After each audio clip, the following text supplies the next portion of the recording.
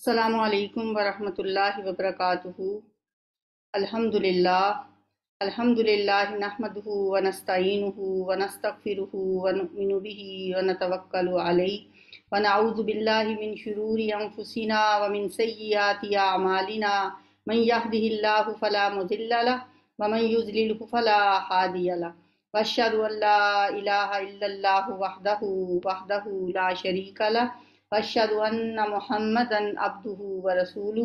اما بعد فان خیر الحدیث کتاب اللہ وخیر الهدی هدی محمد صلی اللہ علیہ وسلم وشر الامور محدثاتها وكل محدثۃ بدعہ وكل بدعۃ ضلالہ وكل ضلالۃ فی النار۔ اعوذ باللہ السمیع العلیم من الشیطان الرجیم من حمزہ ونفخہ ونفثہ۔ بسم اللہ الرحمن الرحیم۔ رب اشرح لی صدری ویسر لی امری واحلل عقدۃ من لسانی یفقہوا قولی۔ اللہم صلی وسلم علی نبینا محمد۔ سورہ تحریم۔ سورہ تحریم میں 12 آیات اور 2 رکوع ہیں۔ یہ مدنی صورت ہے۔ صورتوں کے جس طرح جوڑے جوڑے آپ کو پتہ ہے کہ صورتیں جو جوڑوں کی شکل میں ہوتی ہیں ان میں ان کے مفہوم میں مطابقت پائی جاتی ہے، دونوں کے موضوعات سیم ہوتے ہیں۔ جس طرح سورہ فلق اور سورہ ناس ہے، ان میں سے بھی ایک صورت جو ہے اس میں پناہ مانگی جاتی ہے ان چیزوں سے جو کہ انسان کے اندر کی چیزیں ہیں، جیسے سورۃ الفلق جو ہے نا، اس میں ہم پناہ مانگتے ہیں من شر ما خلق و من شر غاسق اذا وقب، یعنی جو باہر کی چیزیں ہیں ان سے پناہ مانگنے کے لیے سورہ فلق، اور جو انسان کے اندر سے وسوسے اٹھتے ہیں ان سے پناہ مانگنے کے لیے سورہ ناس۔ تو دونوں کے موضوعات سیم ہیں تو ان کا جوڑا ہے۔ اسی طرح سورہ بقرہ اور سورہ آل عمران کا جوڑا ہے، ان میں بھی اہل کتاب سے بحث کی گئی ہے۔ سورہ بقرہ میں یہود سے بحث ہے اور سورہ آل عمران میں نصارہ کا زیادہ تذکرہ ہے۔ تو اسی طرح سے سورہ تحریم اور سورہ طلاق یہ بھی جوڑے کی شکل میں ہیں۔ ان دونوں کا جوڑا ہے، دونوں کا آغاز بھی ایک ہی جیسے الفاظ سے ہو رہا ہے، یا ایھا النبی سے، اور اس میں ہم دیکھتے ہیں کہ سورہ طلاق میں میاں بیوی کے درمیان جو ایک رشتہ نکاح سے قائم ہوتا ہے، وہ رشتہ اللہ تعالیٰ نے حد الوسع نبھانے کا حکم ہمیں دیا ہے اور انسان کو نبھانا بھی چاہیے، لیکن بعض اوقات ایسی صورتحال پیش آ جاتی ہے کہ انسان چاہتے ہوئے بھی اس رشتے کو نبھا نہیں پاتا، تو پھر اللہ تعالیٰ نے اجازت دی ہے طلاق کی۔ تو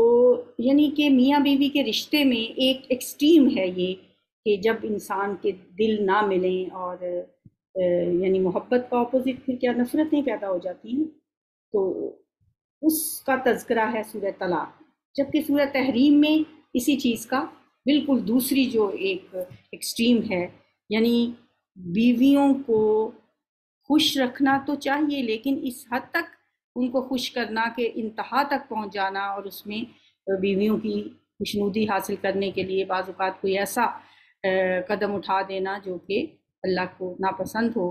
تو اس کا تذکرہ ہے سورہ تحریم میں۔ تو یہ دونوں صورتیں جوڑے کی شکل میں۔ سورہ تحریم میں جو واقعہ بیان ہوا ہے جس کی وجہ سے سورت کا نام سورہ تحریم بھی ہے، اس کا ہمیں بخاری کی ایک حدیث سے پتہ چلتا ہے۔ حضرت ابن عباس رضی اللہ تعالیٰ عنہ فرماتے ہیں کہ میں ہمیشہ میری خواہش رہی کہ میں حضرت عمر رضی اللہ تعالیٰ عنہ سے پوچھوں نبی صلی اللہ علیہ وآلہ وسلم کی ان 2 بیویوں کے بارے میں جن کا سورہ تحریم میں ذکر ہے اور جن کو اللہ تعالیٰ نے بڑے سخت الفاظ میں تنبیہ فرمائی ہے سورہ تحریم میں۔ تو لیکن وہ کہتے ہیں کہ ان کی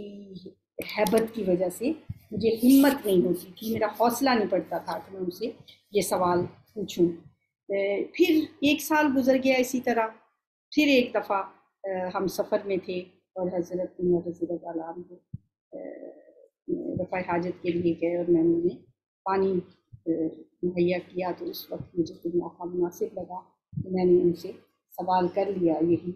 کہ آپ مجھے بتائیے نبی صلی اللہ علیہ وآلہ وسلم کی وہ دو بیویاں کون تھیں جن کے بارے میں اللہ تعالیٰ نے اتنے سخت الفاظ استعمال کیے ہیں کہ ان تتوبا الی اللہ فقد زغت قلوبکما، کہ اگر تم دونوں اللہ سے توبہ کرتی ہو تو تمہارے لیے بہتر ہے، کیونکہ تمہارے دل تو سیدھی راہ سے ہٹ ہی گئے ہیں۔ بڑے سخت الفاظ ہیں جو ان کے بارے میں اس صورت میں آئے ہیں۔ تو کہتے ہیں کہ جب میں نے حضرت عمر سے یہ سوال کیا تو انہوں نے کہا کہ آپ نے پہلے مجھ سے پوچھ لینا تھا۔ ان دونوں سے مراد ہیں حضرت عائشہ اور حضرت صفیہ۔ وہ کہتے ہیں، حضرت عمر ہی بیان کرتے ہیں کہ دراصل جب ہم مکہ میں تھے تو بیویاں ہمارے کنٹرول میں تھیں، کہنا چاہیے جیسے نیچے لگی ہوئی تھی، اور ہم ان کو اتنی اہمیت بھی نہیں دیتے تھے۔ لیکن جب مدینہ آئے تو اہل مدینہ کی عورتیں بڑی ڈومینیٹنگ تھیں، اور ان کی دیکھا دیکھی ہماری عورتوں کو بھی بڑی کریج ملی اور وہ بھی ہم پہ حاوی ہونا شروع ہو گئی۔ تو ایک دفعہ حضرت عمر فرماتے ہیں کہ میں اپنے گھر میں ایک ایسا ایشو ڈسکس کر رہا تھا جس کا تعلق عموماً مردوں سے ہوتا ہے، تو میری بیوی نے بھی بیچ میں آ کے دخل دیا۔ تو میں نے اس سے کہا کہ تمہارا اس سے کیا تعلق ہے؟ اس نے کہا مجھ پہ تو آپ بڑا روپ ڈالتی ہیں، آپ کی اپنی بیوی جو بیٹی ہے وہ نبی صلی اللہ علیہ وسلم سے زبان درازی کرتی ہیں، اور یہاں تک کہ نبی صلی اللہ علیہ وسلم اس سے ناراض ہیں، انہوں نے نبی صلی اللہ علیہ وسلم کو اذیت دی ہے۔ حضرت عمر فرماتے ہیں کہ یہ سننا تھا کہ بہت سخت غصہ ہے۔ انہوں نے کہا یہ جرت حضرت حفصہ؟ اسی وقت وہ اپنے گھر سے نکلے اور حضرت حفصہ کے پاس پہنچے اور اس سے جا کے پوچھا کہ میں نے یہ بات سنی ہے آپ ہمارے بارے میں، کیا یہ صحیح ہے؟ خوب ڈانٹا حضرت حفصہ کو، اپنی بیٹی کو۔ تو انہوں نے آگے سے کہا کہ ہاں ایسا ہی ہے، کیونکہ نبی صلی اللہ علیہ وسلم اس وقت تک ناراض ہو چکے تھے اور مشہور یہ ہو چکا ہوا تھا کہ نبی صلی اللہ علیہ وسلم نے بیویوں کو طلاق دے دی ہے۔ حضرت عمر کو تو اس بات کا پتہ ہی نہیں تھا، بلکہ حضرت عمر ہی فرماتے ہیں کہ ایک شخص نے آ کے مجھ سے کہا کہ ایک بہت بڑا مسئلہ ہو گیا، کہتا ہے میں سمجھا کہ غسانی بادشاہ نے شاید حملہ کر دیا رومن امپائر۔ تو میں نے کہا کہ حملہ ہو گیا؟ انہوں نے کہا نہیں اس سے بھی بڑا مسئلہ ہو گیا ہے، نبی صلی اللہ علیہ وآلہ وسلم نے اپنی بیویوں کو طلاق دے دی ہے۔ بہرحال یہ تو ایک افواہ تھی، بعد میں پتہ چلا کہ آپ نے طلاق تو نہیں دی۔ تو حضرت عمر فرماتے ہیں کہ میں نے حضرت حفصہ کو ڈانٹا، جب ان سے پوچھا اور انہوں نے بھی کوئی انکار نہیں کیا تو وہیں سے پھر غصے سے حضرت عائشہ کے پاس گئے، جا کے ان کو بھی ڈانٹا، حالانکہ حضرت عائشہ کو تو ان کا ڈانٹا بنتا بھی نہیں تھا، اپنی بیٹی کو تو ڈانٹا انہوں نے۔ ان سے کے بعد پھر وہ حضرت ام سلمہ کے پاس گئے جو عمر میں بھی ذرا بڑی تھیں، اور جب ان سے بات کی، خیر وہ تو اس معاملے میں شامل بھی نہیں تھی، تو اس سے انہوں نے کہا کہ عمر تمہارا کیا کام ہے کہ آپ ہمارے گھروں میں اس قدر دخل اندازی دیتے ہیں؟ وہ کہتے ہیں کہ میرا بھی غصہ ٹھنڈا ہو گیا، مجھے واقعی احساس ہوا کہ ٹھیک ہے اپنی بیٹی کی حد تک تو ٹھیک ہے کہ میرا واقعی نہیں بنتا کہ میں اتنا دخل اندازی کروں۔ تو بہرحال تو وہ کہتے ہیں کہ پھر میں کچھ گھر آ گیا اپنے، اور پھر کچھ دیر کے بعد نبی صلی اللہ علیہ وسلم کی طرف جب گیا تو اندر آنے کی اجازت مانگی، آپ نے اجازت نہیں دی۔ ایک دو دفعہ اجازت مانگنے پہ جب آپ کو اجازت ملی اندر گئے تو کہتے ہیں میں نے دیکھا کہ ایک مشکیزہ لٹکا ہوا ہے، آپ نے قمیص اتاری ہوئی ہے، ایک تہمت ہے آپ کے جسم پہ، اور ایک چٹائی ہے کھجور کی چھال کی بنی ہوئی جس کے اوپر آپ لیٹے ہوئے تھے، اور جب آپ اٹھ کے بیٹھے تو میں نے دیکھا کہ آپ کے جسم کے اوپر وہ چٹائی کے نشان بنے ہوئے ہیں۔ تو ان کی آنکھوں میں آنسو آ گئے، کہنے لگے یا رسول اللہ کیسر و کسریٰ تو عیش کریں اور آپ دو جہانوں کے بادشاہ اس سال میں؟ تو آپ نے فرمایا کہ نہیں، تم اس پہ خوش نہیں ہو کہ وہ تو دنیا کے مزے لوٹیں اور ہم آخرت کے۔ بہرحال انہوں نے پوچھا کہ آپ نے بیویوں کو طلاق دے دی؟ نہیں، آپ نے فرمایا نہیں۔ تو آپ کا چونکہ موڈ تھوڑا آف تھا، حضرت عمر فرماتے ہیں کہ میں نے پھر آپ کو ایسے ہی ہنسانے کے لیے میں نے کہا یا رسول اللہ مکے میں تو عورتیں ہمارے قابو میں ہوتی تھیں، لیکن یہاں آ کے یہ بھی شیر ہو گئی ہیں اہل مدینہ کی عورتوں کی دیکھا دیکھی، اور یہ بھی اب ہم پہ مطلب روب جمانے لگی ہیں یا کچھ اس قسم کے الفاظ کہے ہوں گے، تو یہ بات سن کے حضور صلی اللہ علیہ وسلم مسکرا پڑے۔ بہرحال 1 مہینے کے بعد آپ صلی اللہ علیہ وآلہ وسلم نے عورتوں سے رجوع کر لیا۔ حضرت عائشہ صدیقہ رضی اللہ تعالیٰ عنہ بھی یہ واقعہ بیان کرتی ہیں، وہ کہتی ہیں کہ میں بھی اور حضرت حفصہ بھی، حضرت ام سلمہ تھیں، حضرت زینب بنت جہش تھیں، جو بھی آپ کی بیویاں تھیں، تو نبی صلی اللہ علیہ وآلہ وسلم عصر کے بعد تمام اپنی بیویوں کے گھروں میں تشریف لے جاتے اور تھوڑا تھوڑا ٹائم آپ ان کے پاس گزارتے۔ کہتی کہ ہم نے محسوس کیا کہ حضرت زینب بنت جہش کے گھر آپ تھوڑا زیادہ ٹائم رکتے ہیں، اور پتہ یہ چلا کہ ان کے گھر کہیں سے شہد آیا ہوا ہے اور وہ شہد والا شربت بنا کے آپ کو دیتی ہیں، جو کہ شہد آپ کو بہت پسند تھا، تو اس لیے تھوڑا ٹائم کچھ زیادہ ان کے پاس رکتے تھے۔ ظاہر ہے بیویاں جو ہوتی ہیں آپس میں سوکنے کی ہوتی ہے، ایک دوسرے کے ساتھ حسد والا معاملہ بھی ہوتا ہے، تو کہتی ہیں کہ میں نے اور حفصہ نے ایک پلان بنایا، اور ہم نے کہا کہ جب نبی صلی اللہ علیہ وسلم ہمارے پاس آئیں نا، جب میرے پاس آئیں میں بھی یہی کہوں، جب آپ کے پاس آئیں آپ بھی یہی کہیں کہ آپ کے منہ سے ایک اسمیل آ رہی ہے مغافیر کی۔ مغافیر ایک جڑی بوٹی ہوتی ہے جو کہ اس کی خوشبو کوئی جو بو ہے وہ اتنی پسندیدہ نہیں سمجھی جاتی تھی، تو آپ صلی اللہ علیہ وسلم تو ہمیشہ اوائڈ کرتے تھے بو کو۔ آپ کو نماز کے لیے بھی مسجد آنے سے پہلے پیاز لہسن وغیرہ کھانے کی معانت کی ہے کہ منہ سے کوئی اسمیل نہ آئے، تو حضرت عائشہ نے بھی یہی بات کی، حضرت حفصہ کے پاس گئی، انہوں نے بھی کہا کہ آپ کے منہ سے مغافیر کی بو آتی ہے، شاید آپ جو شہد پیتے ہیں اس شہد جن مکھیوں نے بنایا ہے وہ مغافیر والے پودے پہ بیٹھتی ہوں گی، اس جڑی بوٹی پہ بیٹھتی ہوں گی، جس کی وجہ سے اس میں وہ اسمیل شامل ہو گئی ہے۔ آپ صلی اللہ علیہ وآلہ وسلم نے اسی وقت کہا حضرت عائشہ حفصہ کے سامنے، قسم کھا لی کہ بس اب میں وہ شہر میں، اور حضرت حفصہ نے کہیں وہ بات حضرت عائشہ کو بتا دی۔ اب دیکھیں نبی صلی اللہ علیہ وآلہ وسلم سے ایک یہ لغزش ہوئی ہے کہ آپ نے قسم کھا لی ایک جائز اور حلال چیز کو نہ کھانے کی۔ ایسا نہیں ہوتا کہ نبیوں سے کبھی کوئی لغزش ہو نہیں سکتی، نبی چونکہ خاص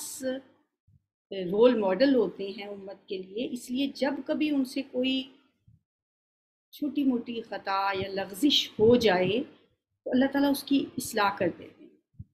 یہ کہنا کہ نبیوں سے کوئی لغزش ہوتی نہیں ہے، ان سے کوئی خطا ہوتی نہیں ہے، ہاں ان کی جو چھوٹی سے چھوٹی بات بھی ہوتی ہے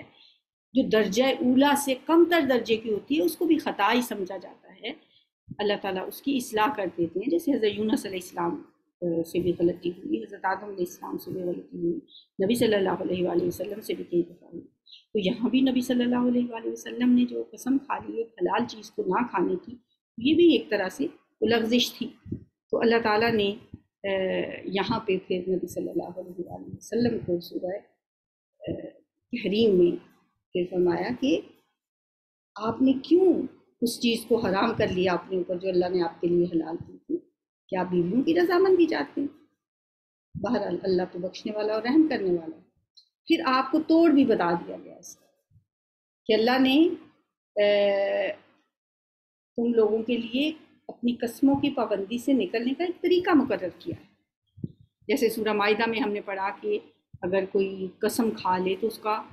اس کے توڑ کے لیے کیا ہے کہ کفارہ ادا کیا جائے۔ کفارہ کیا؟ یا تو غلام آزاد کریں، یا 10 مسکینوں کو کھانا کھلا دیں، یا 10 ہی لوگوں کو کپڑے پہنا دیں، یا پھر یہ نہ کر سکیں یعنی مالی طور پہ اگر آپ کمزور ہیں تو پھر 3 روزے رکھیں، تو یہ قسم کا کفارہ بتایا گیا۔ بہرحال اس صورت میں چونکہ یہ واقعہ بیان ہوا ہے تحریم کا، تو اس لیے اس صورت کا نام سورہ تحریم ہے۔ اب ہم صورت پڑھتے ہیں اور دیکھتے ہیں کہ اس میں یہ واقعات کس کس طرح سے بیان ہوئے۔ بسم اللہ الرحمن الرحیم۔ یا ایہا النبی لم تحرم ما احل اللہ لک تبتغی مرضات ازواجک واللہ غفور الرحیم۔ اے نبی صلی اللہ علیہ وآلہ وسلم، آپ کیوں اس چیز کو حرام کرتے ہیں جو اللہ نے آپ کے لیے حلال کی ہے؟ کیا اس لیے کہ آپ اپنی بیویوں کی خوشی چاہتے ہیں؟ اللہ معاف کرنے والا اور رحم کرنے والا۔ یہ جو کہا گیا نا کیوں آپ حرام کرتے ہیں، یہ نہیں ہے کہ یہ ایک سوال پوچھا جا رہا ہے کہ آپ کیوں حرام کرتے ہیں، یہ دراصل ناپسندیدگی کا اظہار ہے۔ مقصود نبی صلی اللہ علیہ وسلم سے یہ پوچھنا نہیں ہے کہ آپ نے یہ کام کیوں کیا ہے، بلکہ آپ کو اس بات پہ متنبہ کرنا ہے کہ اللہ کی حلال کی ہوئی چیز کو اپنے اوپر حرام کرنے کا جو فعل آپ سے سرزد ہوا ہے وہ اللہ کو ناپسند ہے،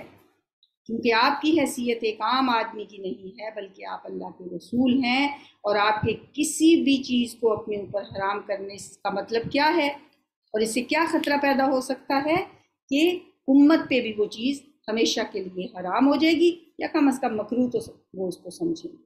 اس لیے اللہ نے آپ کے اس فعل پر گرفت فرمائی اور آپ کو اس تحریم سے باز رہنے کا حکم دیا۔ اس سے یہ بھی پتہ چلتا ہے کہ رسول کو بھی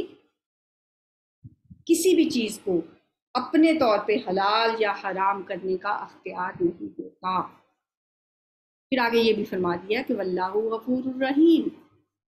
اللہ معاف کرنے والا بہت رحیم ہے۔ اب اس سے کیا پتہ چلا ہمیں کہ حضور نے تحریم کا یہ فعل اپنی کسی خواہش کی بنا پہ نہیں کیا تھا، بلکہ آپ کی بیویوں نے یہ چاہا تھا کہ آپ ایسا کریں، اور آپ نے صرف ان کو خوش کرنے کے لیے ایک حلال چیز اپنے لیے حرام کر دی۔ حدیث کی روایات سے جو ہمیں پتہ چلتا ہے وہ یہ ہے کہ حضور صلی اللہ علیہ وسلم کی بیوی حضرت زینب، جیسے کہ میں نے آپ کو پہلے بتایا، ان کے ہاں شہد آیا ہوا تھا جو آپ کو بہت پسند تھا، اور اس لیے آپ زیادہ ٹائم ان کے پاس ٹھہرتے تھے، اس لیے دوسری بیویوں رش کی بنا پہ حضرت عائشہ، حضرت حفصہ، ان لوگوں نے ایکا کر کے آپ کو اس شہد سے نفرت دلا دی، اور آپ نے اس سے استعمال نہ کرنے کا عہد کر لیا، ایک طرح سے قسم کھا لی کہ اب میں نہیں کروں گا۔ اس پہ اللہ تعالیٰ نے فرمایا واللہ غفور رحیم، اور ساتھ بخشنے والا رحم کرنے والا ہے۔ تو اب آپ کو کرنا کیا ہے؟ قد فرض اللہ لکم تحلۃ ایمان، اللہ نے آپ لوگوں کے لیے اپنی قسموں کی پابندی سے نکلنے کا طریقہ مقرر کر دیا ہے، یعنی کہ آپ اگر کسی بات پہ قسم کھا لیتے ہیں اور وہ قسم جو ہے وہ ایسی چیز پہ کھا لی ہے جو کہ اس قسم کو توڑنا بہتر ہے، تو آپ اس قسم کو توڑ دیں،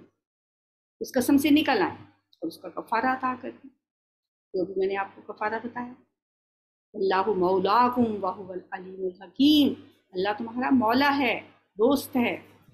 ولی ہے، اور وہی علیم و حکیم ہے، وہ جانتا ہے، اسے پتہ ہے۔ اللہ نے انسان کو بنایا ہے، انسان کے اندر جو کمیاں کوتاہیاں ہیں جن کی بنا پہ ان سے لغزشیں سرزد ہو جاتی ہیں، اللہ ان سب کو جانتا بھی ہے اور وہ حکیم بھی ہے، اس نے اس کا توڑ بھی بتا دیا۔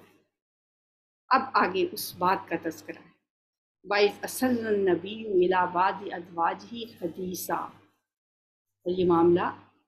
قابل توجہ ہے کہ نبی صلی اللہ علیہ وسلم نے ایک بات اپنی ایک بیوی سے راز میں کہی تھی، اسر النبی، چھپا کے بات کی، پھر جب اس بیوی نے کسی اور پر وہ راز ظاہر کر دیا اور اللہ نے نبی صلی اللہ علیہ وسلم کو اس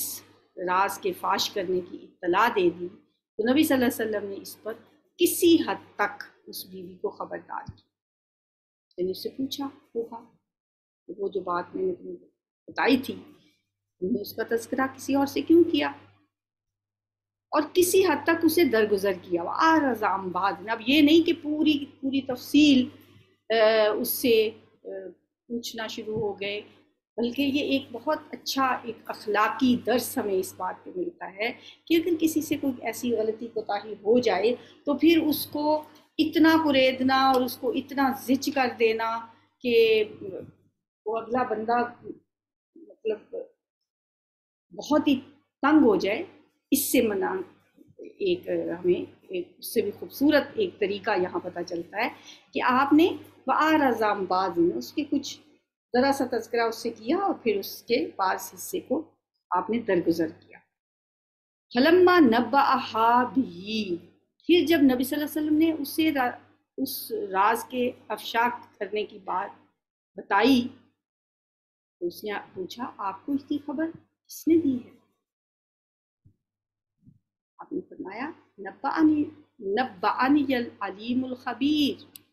آپ نے فرمایا مجھے اس نے خبر دی ہے جو سب کچھ جانتا اور باخبر ہے، یعنی اللہ نے دی ہے جو علیم الخبیر ہے۔ اب دیکھیں، ایک بعض مفسرین یہ کہتے ہیں کہ وہ بات یہی تھی کہ نبی صلی اللہ علیہ وآلہ وسلم نے حضرت حفصہ سے یہ کہا تھا کہ ٹھیک ہے پھر میں شہد کھانے قسم کھاتا ہوں کہ آئندہ میں شہد نہیں کھاؤں گا، شہد نہ کھانے کی قسم کھا لی، اور حضرت حفصہ ہی کو صرف اس بات کا پتہ تھا، اور آپ نے یہ راز میں بات ان کو بتائی ہوگی، اور حضرت حفصہ نے اس کا تذکرہ حضرت عائشہ سے کر دیا، اور جب آپ نے پوچھا اور اللہ تعالیٰ نے آپ کو بتا دیا کہ آپ کی وہ جو بات تھی وہ بات فاش ہو چکی ہے، وہ راز فاش ہو چکا ہے۔ تو آپ نے جب حضرت حفصہ سے پوچھا، انہوں نے بجائے کہ اس کے کہ وہ بھی اس پہ شرمندہ ہوتی، انہوں نے کہا آپ کو کس نے بتایا؟ تو یہ بھی ایک طرح سے ہمیں اس بات سے یہ پتہ چلتا ہے کہ نبی صلی اللہ علیہ وسلم کا گھرانہ بھی اور آپ کے گھر والے بھی انسان ہی تھے، اور انسانوں جیسے کی طرح ہی وہ بیہیو کرتے تھے۔ ہاں یہ الگ بات ہے کہ وہ امت کے لیے رول ماڈل گھرانہ تھا، اس لیے جہاں جہاں ان سے کوتاہی ہوئی، کوئی خطا ہوئی، ان کو فوراً ان کی اصلاح کر دی۔ لیکن بعض مفسرین کہتے ہیں کہ کسی بھی اوتھینٹک روایت سے یہ ہمیں نہیں پتہ چلتا کہ وہ راز کی بات کیا تھی، اور ویسے بھی ہمیں اس بات کے پیچھے پڑنے کی تو ضرورت ہی نہیں ہے، وہ بات کیا تھی۔ جس مقصد کے لیے یہ آیت نازل ہوئی ہے اس کے لحاظ سے یہ سوال تو سرے سے کوئی اہمیت ہی نہیں رکھتا کہ وہ راز کی بات تھی کیا۔ اصل غرض جس کے لیے اس معاملے کو قرآن میں بیان کیا گیا ہے وہ ہے ازواج مطہرات کو، اور خاص طور پر بالواسطہ طور پر مسلمانوں کے تمام ذمہ دار لوگوں کی بیویوں کو اس بات پر متنبع کرنا ہے کہ وہ رازوں کی حفاظت میں بے پرواہی سے کام نہ لیں۔ جو بھی ہستی جتنی بڑی ذمہ دارانہ حیثیت رکھتی ہے اس کے گھر سے رازوں کا فاش ہونا اتنا ہی زیادہ خطرناک ہے، بات خواہ اہم ہو یا غیر اہم۔ راز کی حفاظت کرنے میں سستی کرنا، ایسی اگر عادت پڑ جائے تو پھر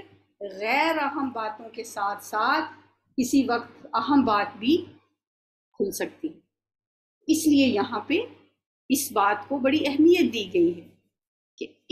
جو لوگ اہم عہدوں پہ فائز ہوتے ہیں ان کے گھر والوں کو ظاہر ہے ان کے گھر میں باتیں ڈسکس ہوتی ہیں، اور ان باتوں کو ہر جگہ ان کا تذکرہ نہیں کر دینا چاہیے۔ ان تتوبہ، اب یہ وہ آیات ہیں جو بڑی سخت ہیں، اگر تم دونوں اللہ سے توبہ کرتی ہو فقط زغت قلوبکما، مطلب یہ ہے کہ وہ تمہارے لیے بہتر ہے اگر تم توبہ کرتی ہو، کیونکہ فقط زغت قلوبکما، تمہارے دل تو سیدھی راہ سے ہٹ ہی گئے ہیں۔ اب یہ جو ترجمہ ہے یہ کچھ مفسرین نے زغت قلوبکما کا ترجمہ یہ کیا ہے کہ تمہارے دل سیدھی راہ سے ہٹ گئے ہیں، یعنی حضرت عائشہ اور حضرت حفصہ۔ یہی سوال پوچھا تھا نا حضرت عبداللہ بن عمر نے حضرت عمر سے، حضرت عبداللہ ابن عباس نے، کہ وہ دو بیویاں کون سی تھیں، تو حضرت عمر کی روایت کے مطابق یہ حضرت عائشہ اور حضرت حفصہ تھیں، جو میں نے شروع میں آپ کو واقعہ سنایا۔ اور سیدھی راہ سے ہٹ جانے کا مطلب کیا ہے کہ جو حضرت عمر نے بیان کیا ہے وہ یہ ہے کہ یہ دونوں بیویاں حضور صلی اللہ علیہ وسلم کے ساتھ کچھ زیادہ ہی جرت سے پیش آنے لگیں، جسے اللہ نے ناپسند کیا اور انہیں تنبیہ کی۔ لیکن کچھ مفسرین کہتے ہیں، جیسے یہ جو بات میں نے جو ترجمہ یہاں پہ کیا ہوا ہے یہ مولانا مودودی نے بھی یہی ترجمہ کیا ہے، اور بھی کچھ مفسرین یہی ترجمہ کرتے ہیں، لیکن ڈاکٹر اسرار احمد، امین احسن اصلاحی اور کچھ دوسرے مفسرین ہیں وہ کہتے ہیں کہ اس کا مطلب دلوں کے ٹیڑھا ہونے سے نہیں ہے، کہ ان کے دل سیدھے رستے سے ہٹ گئے ہیں، ان کے دل ٹیڑھے ہو گئے ہیں، اس کا یہ مطلب نہیں ہے، بلکہ اس کا مطلب ہے کہ ان کے دل مائل ہو گئے ہیں، توبہ کی طرف مائل ہو گئے ہیں، کہ انہوں نے رجوع کر لیا ہے۔ بہرحال گرامیٹیکلی دونوں معنی ٹھیک ہو سکتے ہیں۔ ان تتوبا الی اللہ فقد زغت قلوبکما، کیونکہ یہاں پہ ہم مولانا مودودی کا ترجمہ کر رہے ہیں، تو ان کا ترجمہ تو یہی ہے کہ کیونکہ تمہارے دل سیدھی راہ سے ہٹ گئے ہیں، تو ہم یہی ترجمہ کریں گے۔ وَإِن تَظَاهَرَا، اور اگر نبی کے مقابلے میں تم دونوں نے جتھا بندی کی، علیہ، اس کے خلاف، یعنی نبی صلی اللہ علیہ وسلم کے خلاف،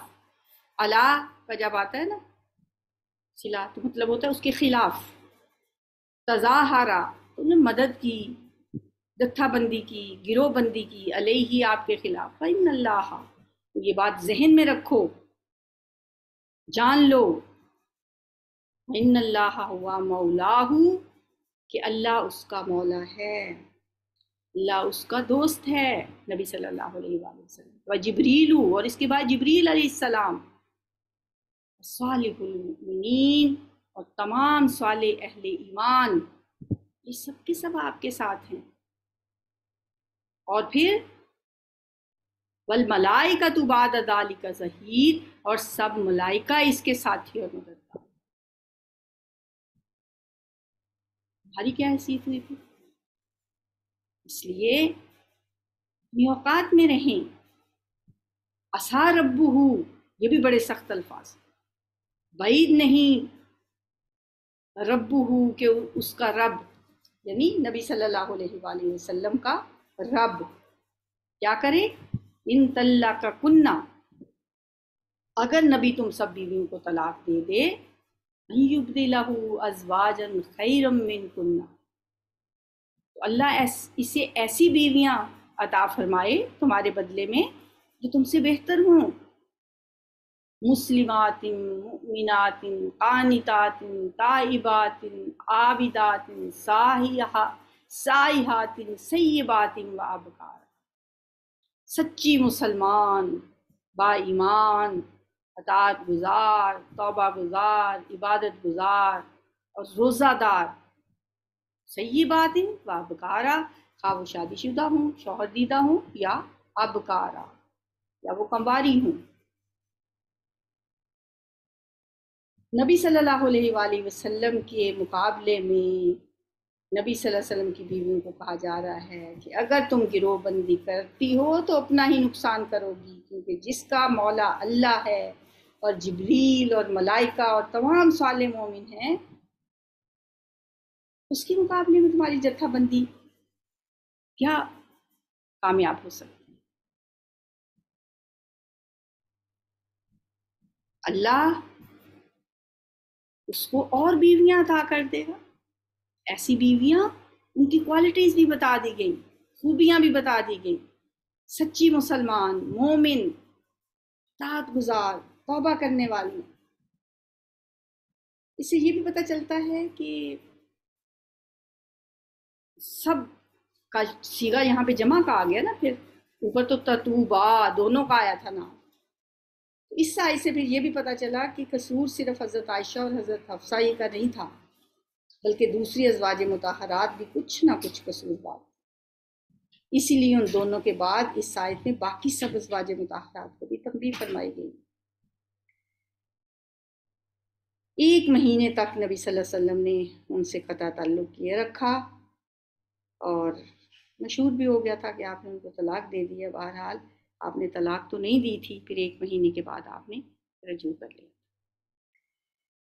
سبحانک اللہم و بحمدک، نشہد ان لا الہ الا انت، نستغفرک و نتوب الیک۔ السلام علیکم۔